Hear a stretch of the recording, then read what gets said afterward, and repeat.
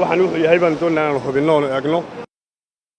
Nibiriga soo caariday waa nibir yar oo dhala sida ay sheegeen dadka deegaanku, hase yeeshee Ceel Sheekh waxay caan ku tahay in nibiriyo waaweyn ay hore ugu soo caaridi jireen tiraba 4 jeer inta la xasuusto. Oday Aadan Shaqale oo 8 sano ku noolaa deegaanka Ceel Sheekh ayaa waxa uu ka warramayaa nibiriyo fara badan oo badda ku soo caariday kuwaas oo hore ay la kulmeen. hase haatee waxaan u taagnaa annagoo 12 nin oo haddii la yiraahdo intoon halkaa siyaaro dhignay halkaa haddii la yiraahdo afka aanu dhignay siyaaro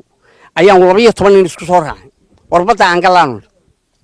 halkaa feedha taalay Ceel Sheekh eerde oo badda agteeda taalay 12 kayagina waan ku toosi karin waxa weeyaan badda casligu yiraaho nibirigan maroodi baan ilaa hadduu soo galo markaaba uu dhimanay maba qarinayso wax yar mooyaane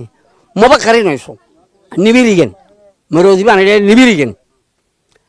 waa wax yar weeyaan ha markaa yani qiyaasta soo qaadato heerade waa wax yar dee bal feedhaanu 12 ku toosin weynayday waxay gaadhay ilaa iyo imiga haddii la yiraahdo tablooga markaan sidaa u tiirinay kolba qaar baa hoosta ka gala kolba malaha 5 ayaa hoosta ka gala 5ina hore xagga hore haysa waa feer kali fooq bay noqotay fooq ayay noqotay marka bahalkani bahal haddii la weyn maaha waa wax yar weeyaan. bilicda iyo quruxda deegaanka Ceel Sheekh oo ah dhul bad buuro iyo daaqsinba isugu jira waxa ay soo jeedataa bilicda dadyo fara badan oo dalxiis u yimaada deegaanka Ceel Sheekh. Maxamed Cali oo muddo fara badan deegaanka Ceel Sheekh u yimi ayaa ka warramaya sida ay goob dalxiis u tahay deegaankani.